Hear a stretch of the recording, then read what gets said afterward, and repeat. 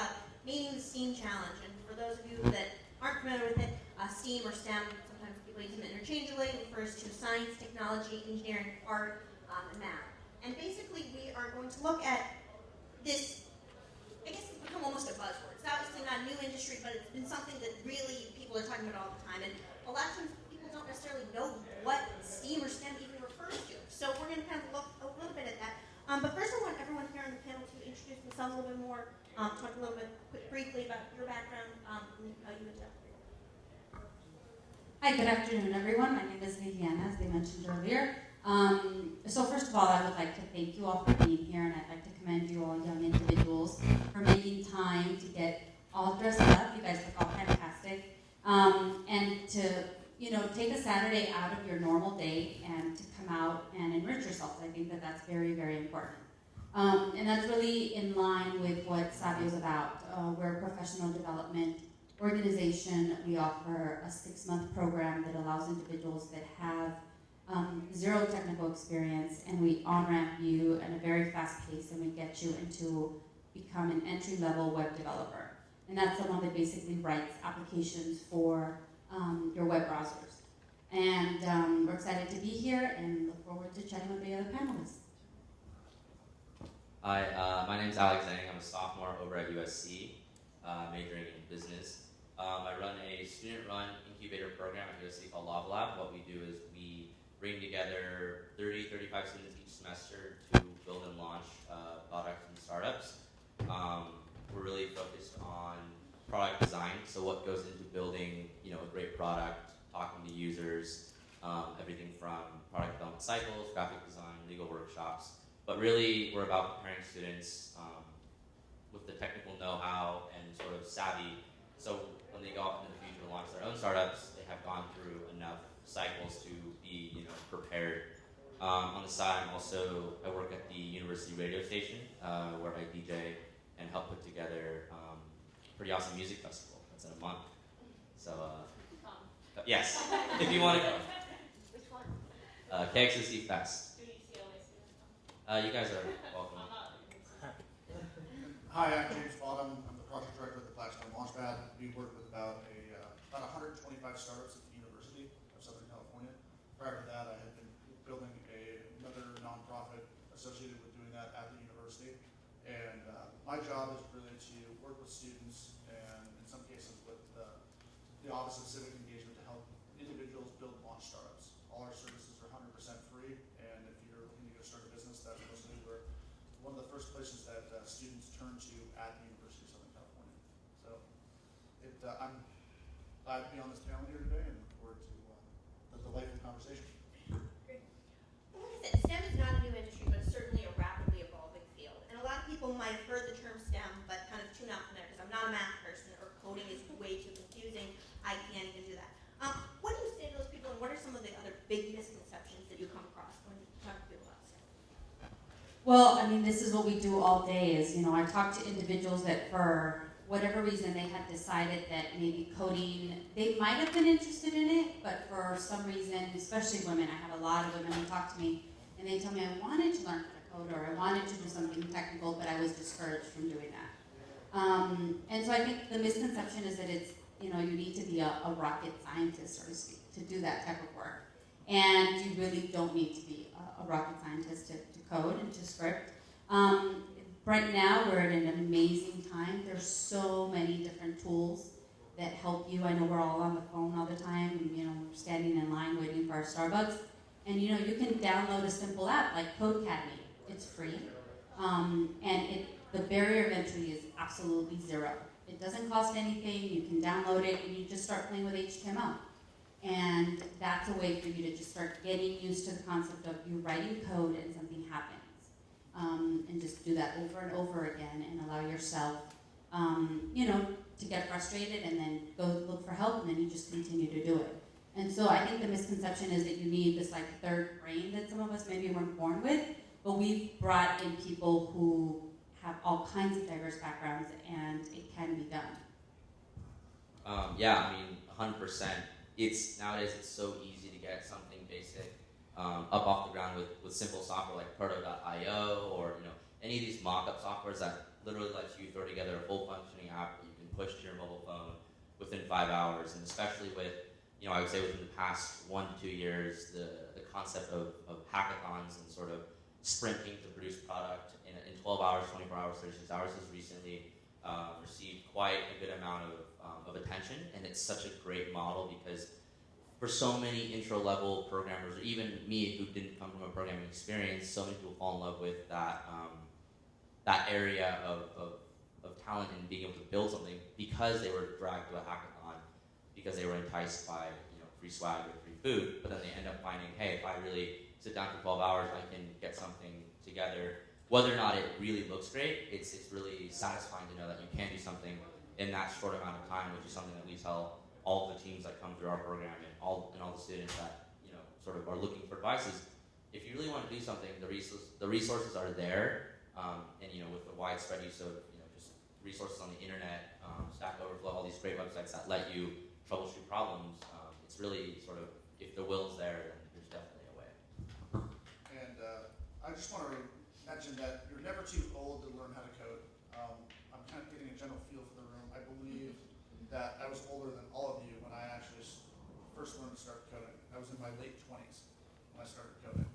And so if a 13-year-old individual can self-teach themselves how to code on the internet, or someone like myself who's an ex-football player out of USC can go teach themselves how to code, you have every opportunity to be able to go teach yourself how to go do that with all of the free resources that have been mentioned here before. Well, and jobs is a big thing. And STEM employment growth is outpacing the general economy by about 300%. Over the next 5 years, the U.S. is expected to add 1.3 million jobs in STEM. And these positions aren't just plentiful, but they pay well, which I think is something people looking for jobs are interested in as well. But a lot of them go unfilled. And so what do you guys attribute this shortage to, and what are you guys doing within your organizations to help fill these positions and position young professionals or professionals for success? So I think that the shortage, we're at a unique time, and I think you guys are at a fantastic time where the economy is changing so drastically and rapidly, and that's because most of us probably have a mobile device in our hands, right? Who in the room does not have a mobile device? There's a little guy right here, he may not have one, but he may, I don't know, do you have a phone? Yeah, you see? So that, that device, and then we have this device with us 24/7, and then it's like you want content and content. And so that is driving this amazing revolution in the economy. And I think that is only going to accelerate, because now you have your iPhone, and then you also want your iPad, and then you also want your virtual reality gear. That's like a whole other world that's exploding. So the opportunity is massive, and it's really just incumbent upon you to get the skills needed to kind of jump onto that platform, onto that train, because it is moving so fast. And like you said, it's exceptionally lucrative on top of it. So it's a big win-win. I once again second that first part, especially just with the increased use of technology. It's just so readily accessible. As for sort of the organization that we're building over at USC, we're really preparing students with the sort of micro experiences of launching startups within a semester, right? So a lot of our members that come to our program will build, by the end of their college career, 3-4 projects that, whether or not they come to fruition at the end of the semester, they decide to, scrap it and add it to their portfolio, or if they continue to decide to work on it, at the end of the day, they're still gaining experience. They're still understanding, here's what we focused in on when we were working on this project, or here's the sort of hurdles that we faced. And at the end of the day, we think all of those experiences add up to create, this massive experience. When they go into the workforce, they're able to say, my sophomore year of college, we faced this issue with, prototyping or launching and user acquisition, and they're able to sort of take that knowledge with them when they go into the workforce. So recently I was listening to the Dean of the Andover School of Communications talk about how there's basically a $1 trillion talent gap in the industry about good, high quality paying jobs that are STEAM related, and they just go unmet or unfulfilled. And I'd like to be able to figure out a way to make that a little bit more accessible for this audience, is that you're never too young to go get the education you need to prepare yourselves for jobs like that. Whether that be an internship, whether that just be trying to go get mentoring from people that you might know in these fields,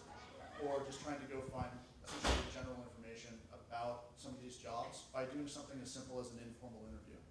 So if you know someone that has a profession or within your sphere of influence that you could go talk about, it's quite acceptable to be able to go ask them to go for a chat with a cup of coffee and just ask them how they got into that position. And you shouldn't really expect to get anything out of a conversation like that other than maybe the experience about how can I go find or start positioning myself to go get some experience that would be resume worthy. And it doesn't really matter how you go get that in some way, shape, or form. If it's, hey, you're teaching yourself how to code using Code Academy, or you're trying to go get an internship with, hey, I'm willing to go work for you for free for some educational internship credit of some kind, where you can have a unique story that you can tell an employer at some point about how you're getting some of these, just getting attuned to some of these skills that are in the workforce to go prepare yourself for a better job in the future. And if I could just add on to that really quickly, in STEAM, a lot of these skill sets and talents can be picked up through these sort of, internships or even just extracurricular projects that you decide to take on. I know I've heard so many stories where someone didn't have, I guess, the qualifying degree or, didn't even go to college, but picked up enough sort of development skills or art skills or, anything that can sort of contribute to that position. And at the end of the day, obviously they'll ask about that, but if you can demonstrate sort of the aptitude within that field and even the skill and the drive, I've heard many stories where that's been more than acceptable and encouraged, because it shows that you have a real passion and you know what you want to do instead of, I got a general degree and I'm still figuring it out. And actually, James, you hit on something, and Liliana, we were talking about it actually before the session, about this need for not just the skills, but also then when you're going to get the job, the difference between having the ability to code and then being able to position yourself for these, positions. Can you talk a little bit about what you guys do and Savio, prepare your... Yes, so there's two main things if you are interested in joining a tech company or a company that designs software as core of their business. And yeah, you need to have the hard skills, and so you can learn them. There's a plethora of ways to do that. You can take classes, you can learn online, you can join Savio for 3 months. There's different ways for you to get that skill set right. But then once you have the hard skills, then there's all these other soft skills that you need. And I think that's what's learned with, when you're doing extracurricular activities or when you're joining with 2 or 3 of your friends and you're like, hey, we're gonna build this app and we're gonna take over the world. You need that practical experience. And some of the soft skills, you have to practice your interview skills, how you come across, how you dress, what you talk about in terms of your aspirations. And you really need to communicate the fact that you have the hard skills, but that you also know how to participate as part of a team and a part of a group and how to deploy product together.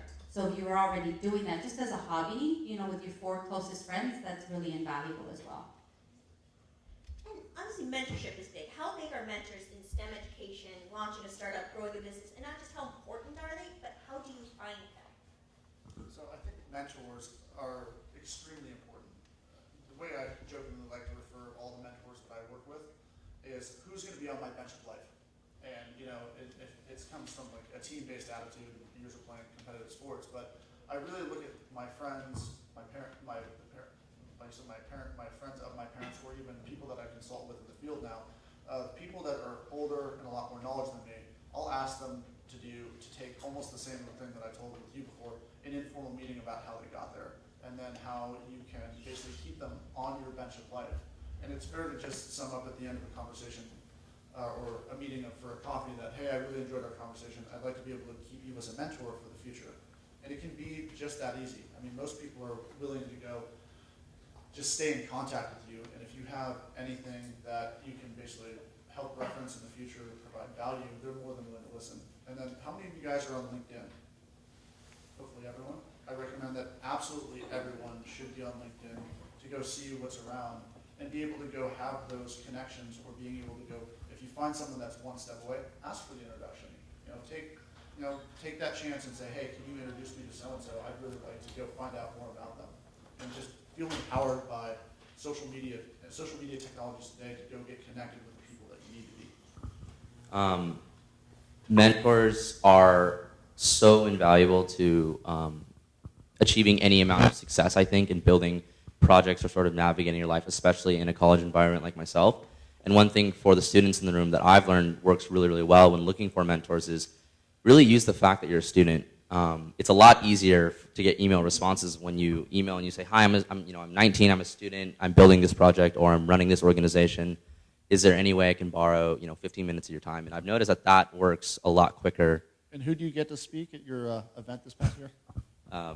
Elon Musk, but so you can access them because they all check their email. Everyone checks their email, which is actually a really forgotten way of communication. You think, text messaging, phone calls, LinkedIn, but email is an old school way that gets straight to their inbox. And if you've got a compelling enough story, and if you've got a message, and you're clearly asking for help in a very genuine, not like you never want to say, hi, can you connect me to your top 3 contacts? Like, you want to definitely approach it with a much more, I need help or I need advice, and then you never want to ask them up front, but after that first initial meeting or two, they'll sort of get the picture that you're looking for sort of advice or guidance. And like I said, most of those mentors that I have that sit on my bench of life have been accessed through emailing them and saying, here's my story, I'm a student, I'm looking for help in this area, or, I noticed that you've done this, that looks awesome. Is there any way that I can, hear a little bit more about that? So I think going in with a very open heart and a very, warm hand usually works well if you've got the right intentions. And never be afraid to ask, which is what I've learned. Asking, if you don't ask, you've already sort of failed in that sense. But if you ask, if you get a no, then at least I tried. So I would recommend to at least go out there and ask, and be respectful, of course, but if you ask, the worst thing that can happen is them saying, sorry, we don't have the time, or. And usually they will say hey, I'm too busy and I can't meet right now. Try and schedule something out there that's pretty far in the future. You're not going anywhere. You still would like to meet with them eventually. And just try and put something that's far enough on their calendar where it makes sense to be able to go chat with them on their time frame. I think that you should also think about mentorship relationships as a two-way street. So, you're young, you're tech savvy, you're probably seeing some trends out there that a mentor that you're working with may want to know about. So I think you should always think about, how can I add value to my mentor, and how can my mentor add value to me? And I think that if you have someone that you would like to be your mentor, and maybe they're involved in certain volunteer or nonprofit organizations, I think it's great for you to also participate in nonprofits or organizations that are volunteer-based, so that you get an opportunity to work closely with those individuals, and that's going to foster very positive relationships. And that could be one of your, whenever you go into a future job interview, you want to be able to tell a cool story. You want to be able to go have something to show. And if you have an opportunity to go, say, build a website for a nonprofit, or like redesign a website because you think you might be able to do a better job, if you have something that is on your resume that you can show with, hey, here's this link and this is what I did for these particular people, it really helps to go demonstrate that you provided value for the people. And most nonprofits are not going to turn down free help. They just don't. So if you can provide value in any way, shape, or form that gives you another big bullet point on your resume, go for it. And now we're going to talk about diversity. This is a diverse group. If you go to a lot of tech companies, I spent last year in Silicon Valley, it is not a very diverse group. And there's been a lot written about racial and gender bias in STEM. It's often unconscious bias, but it definitely exists nonetheless. Sheryl Sandberg wrote about it in her book, most recently for New York Times. CNN talked about it as part of its Black America series, and there's been dozens of reports and studies that basically show diversity is abysmal when it comes to STEM and tech industry. How do you think you, and by you I mean probably more broadly, we as an industry, overcome biases a lot of people won't even admit exist, and what needs to be done to break down those barriers when it comes to a lot of preconceived notions? Well, I think the industry really needs to recognize that in not having a diverse workforce, they're really leaving a lot of money on the table, right?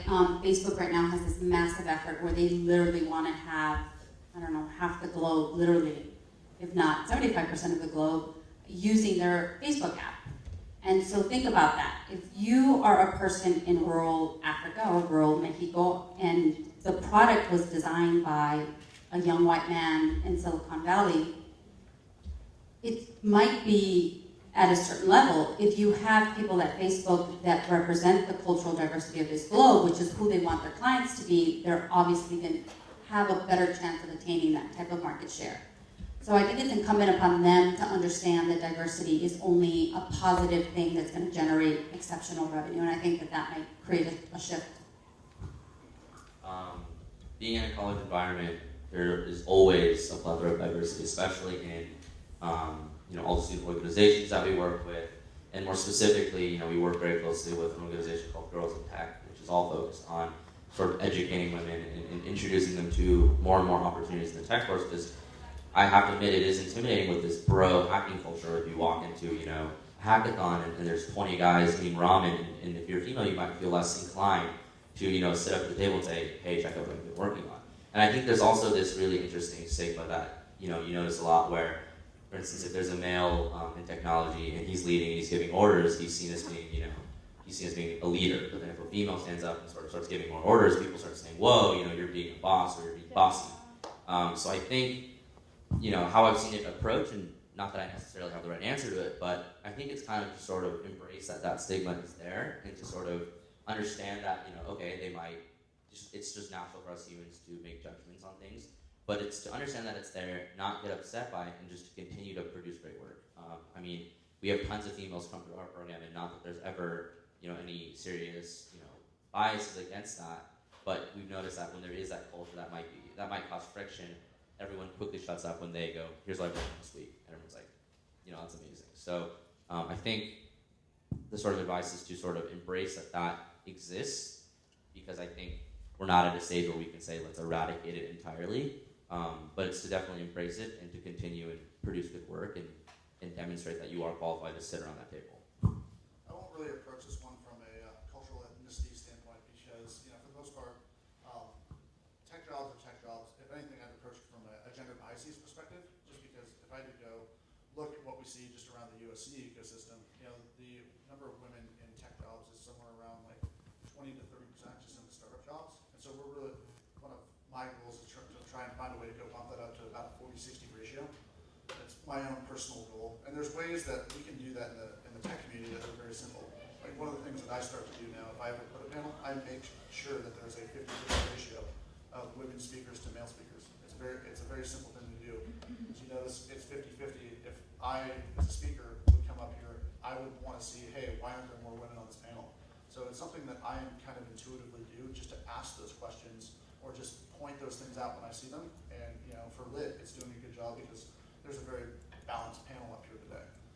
And for the most part, I think that I'll tell a story about from an employer's perspective of one of my first startups here at USC is that we had a number of developers that were working on the first product that we were building, but our best developer was a woman, flat out, and we had a completely flat organizational structure, and she was the best developer, the smartest developer that we had on our team, and it's because she took it upon herself to learn not only what we were doing from a coding stack perspective, to learn the front end, the back end, and then what was really driving the team.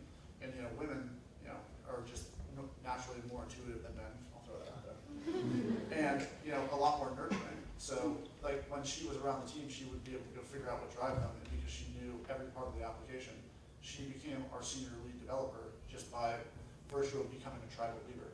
And if you ever have a chance to go read David Logan's book on tribal leadership, and it's about finding a way to go be exceptional in some way, shape, or form that others look to you as a leader. So you don't have to be necessarily the one that's out there, taking command at the front of the board, like drawing things up. But if people are sitting around and when some people draw things up and they immediately look at, well, what does this girl say? Because she's the smartest one.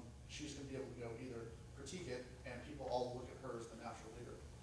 So I think it really just kind of, you can naturally find your ways into positions like that, certainly from a gender biases, and it's up to us as speakers to make sure that we're on panels, making sure that we kind of enforce this. Well, I have to chime in a little bit. So in terms of the facts are the facts, right? So I don't know if you're all aware of, how many women and people of color are part of tech teams in Silicon Valley or in most tech companies. They tend to be pretty small.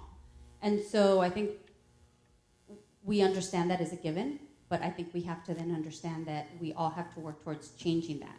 And so when you're preparing for an interview, and maybe it's a technical interview, or maybe it's a company that you've researched online and you see that maybe it's not necessarily very diverse, but you really want to work for that company, they're doing something exceptional and you want to be part of that team, then I think, a smart thing to do is for you maybe to research the people that are going to be interviewing you and try to find some common ground with those people. LinkedIn, you can be an awesome stalker nowadays, everyone knows that online. And you can find out like, hey, that guy who's gonna interview me, he loves to play lacrosse. And my brother plays lacrosse. So guess what? In the interview, you're gonna talk about how you love lacrosse.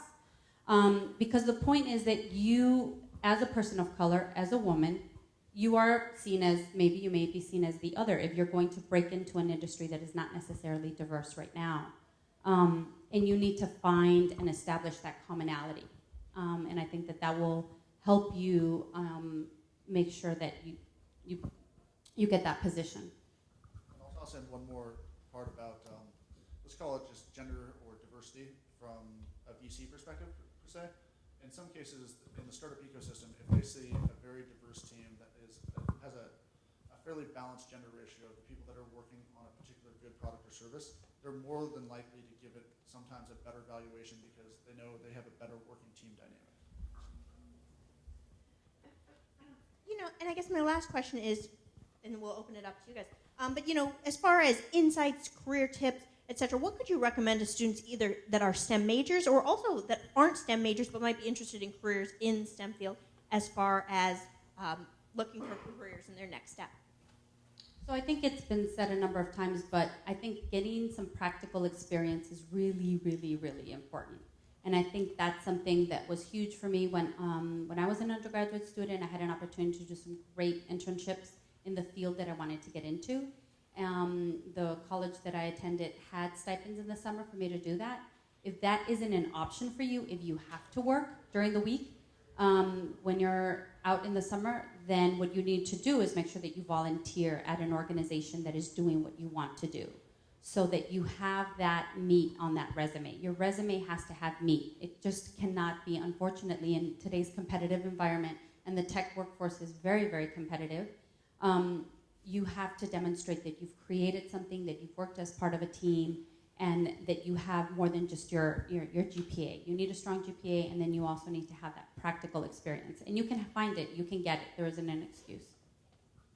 Sort of tacking on to what was mentioned earlier, a lot of people, and we say go and get practical experience, but I feel like an immediate question that pops up is sort of how. It's get an internship, get a job. That's sort of on all of our minds, but the question is sort of how. And I think as a student, offering it from my perspective, the easiest thing I can say is, if you are a student and you are looking to get that practical experience, find something that interests you, and more importantly, explore that. I mean, never before has the concept of like culture fit in a company, especially within tech jobs, even sort of put on a pedestal more than other companies. For a lot of corporate positions, you might go in for a first, second round interview and sort of network a bit, but for these more tech startup positions, they'll bring you out and hang out for a couple of days because they really got to gauge whether or not they enjoy working with you at 2 a.m. It's really, they're investing in you as an individual for your skill sets, obviously, but mostly for your personality, for your room to grow, sort of your critical thinking, and that's, I think, such an important part because so many of my extracurriculars that don't necessarily even apply to the position I'm applying for have been that main conversation starter, or have been that main, even main topic where we've talked about, a radio show that I hosted where they thought that was really interesting and they asked me why. So the sort of the biggest, I guess, takeaway I can sort of give is, and what we tell all of our founding teams when they're working on a project is, don't sit around at your dinner table with your buddies and say, okay, let's start a business. What should we do? It should be more focused on what are some problems that I face on a day-to-day basis, or what just drives me insane in terms of something that I can fix. And more specific to me, like a project that I was working on freshman year that has opened up a lot of doors has been, I'm a thrift shopper and I have hated the actual process of buying it, washing it. It's dirty, you don't really know where you got it from. It's the process is sort of fun, but it's like digging through old boxes of clothing. And that was a project where I said, okay, how do we streamline this and bring this onto an online platform? And I was not doing that to try to get a job. I wasn't doing that, to try and network. I was just doing that because I found it interesting and I wanted to work on something. And that has opened up tons of doors because an employer's perspective wants to see, can this person commit to an idea that they're interested in themselves and they're not being paid and there's no sort of, outside external incentive. It's more like they just want to work on something that they're passionate about. So find that project. It can be as small as that. It can be as large as, an actual startup that you really want to go after. But my advice is to sort of stay grounded in something that you're interested in, because it'll be a lot easier. And I think most employers just want to see those good critical thinking skills. Somewhere see where you're passionate enough to take a problem solution set and try and figure it out. I mean, you can't undervalue that from an employer's perspective of someone that has taken this amount of drive to go create a product or service and is going to go find a way to go see that through. So problem solving and critical thinking is absolutely key. And so my background when I was in school, I was a business major. I wasn't really in anything really STEAM related, but I was kind of inquisitive and had gotten the opportunity to go work on some technology projects through basically archaeology at USC, randomly enough. But it was able to go show on my resume that I was able to go essentially collate even some of the simplest things of doing analytics, of putting different maps together and being able to go stitch those together from the Canaanite region in Israel for this one particular project. And you can go get those opportunities just by auditing classes. Just because don't think that you can't just sit into another lecture of another professor and try and glean some knowledge from them just because you're not in the class. You can go there, you can talk to the professor. You might not be able to might not be able to afford those classes, you might be taking too many units, but you still might be inquisitive. So you can go there and have that experience of just sitting in there. Or, if you're getting whatever major you are, try and pick up a minor in any STEAM category. You can honestly at least make the attempt to audit the classes, even if you don't have your schedule is too full. And I'd just like to chime in a little bit about that. In terms of, I know technology sometimes can be like, people may perceive it as something that's like boring or kind of too technical, or I don't want to be the person that's like, in the cube, not talking to anyone and just writing code all day. But I think what's happening is that every single industry, as we've all seen because of Uber, every single industry is completely being transformed by technology. So if you love, I'm talking about what Alex was talking about earlier, find something that you're really passionate about, or find something that you see as a huge pain point and fix that thing using technology. Because that's obviously the new companies, Airbnb. It's like, they didn't even create anything. It's like you already have your bedroom that's empty, and they just created an online platform for you to lease it out and to make money. And so you may see these opportunities in your community, whatever that is. Where is that spare bedroom? Where is that taxi cab? What is that problem, that pain point? You have a unique perspective. Work with a technical team, learn a little bit about coding so that you understand how things are structured, and then go and fix that problem. And if you have that problem, other people probably have that problem, and that leads to solutions, to money, and you take over the world that way. And in the case of Airbnb, their problem is that they didn't have enough money to pay rent. That was their problem. I didn't understand. So I'll just give a quick anecdotal history about Airbnb. They had a spare bedroom and they couldn't pay their rent. So they're like, how can we get this room rented? And it turns out that there was an architecture design conference in San Francisco at the time. So they basically put an ad on the architecture designs webpage because all the hotels in San Francisco had been rented out. So they needed money to pay rent. They got a little bit creative with, hey, we're going to go put it on this architecture design conference and see if we can't get someone to rent it temporarily. And they had 4 people that stayed with them. And they're like, whoa, we had 4 people that stayed with us, and all that we had to go give them was an extra bowl of cereal for a air bed and breakfast of a bowl of cereal. And they were able to go make rent that month. And then that got them thinking, well, could we do this elsewhere? And it didn't work out for them for a long time, and it took a couple other conferences and things like that until they took that idea and they had just an idea, calling in or posting a flyer at an architecture conference before they even had developed a website or a business. So again, from just as simple as being able to go figure out a way to pay your rent came a solution like Airbnb. My favorite, really quick story of finding a problem is Drew Houston, who founded Dropbox. I was actually talking to Y Combinator, who funded them, about his story, and they don't really reveal it too much, but he essentially was a lawyer at the time, and he was getting on a bus ride from New York to, I think, like Boston, and it was going to be a 5-hour bus ride, and he had this legal document that he was going to work on the entire ride, and he boards the bus, and he opens up his laptop, and he left his flash drive at home. So he was sitting there without Wi-Fi, and for 5 hours he conceived Dropbox. So it really comes out of pain points when you're sitting there frustrated to no end, and it takes that right click to say, why isn't there a solution? Why isn't there a solution solving this?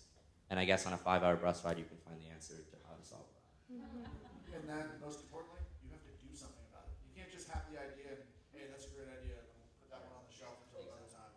No, you have to actually take action. And we're running 10 on 10, but we have time for a few questions, so feel free to show. Yeah. Hi, my name is Sabrina from Symphony Sales. I myself I'm a computer technology major, and the question kind of goes back to the whole gender thing. A STEM representative has came and said to hold my courses multiple times, so I am familiar with it and the whole process. But I do know that they're trying to recruit more women, and any of you can answer the question is, what would you recommend besides, practical experience and like the workshops that you would like make sure that it's a 50-50, chance of, guys and girls are there. Like what other things would you guys recommend to get more women to be in any, whether it's computer technology, computer science, or engineering? And then what would you like advise them so that they can stand out amongst their like classmates? I mean, if you're going to stand out, you have to be excellent in what you do. So that requires, you hunkering down and making sure that whatever your craft is in that field, that you master it. And so that you own. And then the other piece is obviously you do need to, network, put yourself out there, volunteer, and make sure that your skills are current and that, people know about you and that you're as active as possible to make sure that, that you find those opportunities. And I think, there's a slew of organizations like DIY Girls that does mentoring for, girls as young as 5th grade. And so right now it's a great time to be in this space because there's a lot of activity and energy around that. And so I think things will improve. Any other questions? Don't be shy.